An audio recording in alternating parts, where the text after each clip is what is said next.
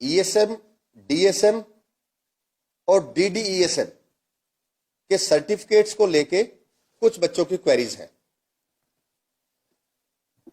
Ex serviceman में आपको CET के टाइम पे आप लोगों ने ड्यूरिंग सर्विस भी अप्लाई किया है एक्स सर्विसमैन ने, लेकिन सेकंड स्टेज एग्जाम में आपको डिस्चार्ज के बाद ही आप अप्लाई कर सकते हैं।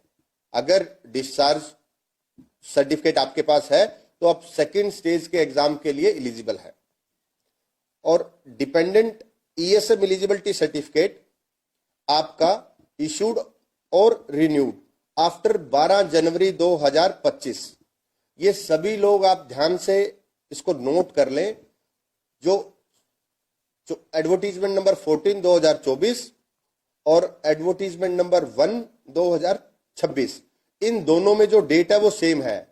12 जनवरी 2025 के बाद का वो रिन्यू होना चाहिए या इश्यू होना चाहिए। ये बहुत इंपॉर्टेंट है, बहुत लोग इस पे गलतियां करते हैं। अब मैं बात कर रहा हूं रिजर्वेशन सर्टिफिकेट्स की। रिजर्वेशन सर्टिफिकेट्स में बीसीए, बीसीबी, ईडब्ल्यूएस, इन सब के सर्टिफिकेट्स 1 अप्रैल 2025 के बाद का इश्यू होना बहुत जरूरी है। और जिस दिन तक फॉर्म सबमिट किए जाएंगे, last date of form closing date, तो आपके उस बीच के टाइम का होना चाहिए। इससे पहले भी इस पर्टिकुलर इश्यू पे लिटिगेशन हुई है।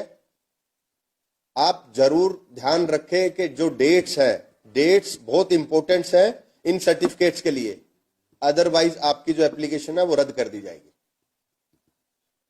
कुछ बच्चे बीसीए, बीसीए और बीसीबी में पंचायती राज से रिलेटेड जो सर्टिफिकेट इश्यू होते हैं वो अटैच कर देते हैं, वो मान्य नहीं है। जो बीसीए ए, बीसीबी के जो सर्टिफिकेट्स हैं, हरियाणा गवर्नमेंट का पर्टिकुलर फॉर्मेट है, आप एडवर्टीजमेंट में देखें, हमने फॉर्मेट भी दिया हुआ है, ध्यान से उसको फिल करें। ओबीसी और ईडब्ल्यूएस में कुछ बच्चे हमने बहुत बार नोट किया है, सेंट्रल जॉब्स के रिगार्डिंग जो सर्टिफिकेट बनते हैं उनका फॉर्मेट अलग होता है, आप वो ना अटैच करें।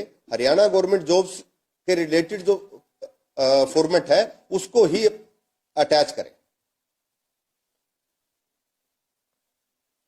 डीएससी और ओएससी के जो सर्टिफिकेट्स होंगे वो 13 नवंबर 2024 के बाद के बने हों, क्योंकि इस डेट पे नोटिफिकेशन हुआ था, ओएससी और डीएससी का बाइफर्केशन हुआ है। तो इसके अकॉर्डिंगली ये सर्टिफिकेट, कुछ बच्चे एससी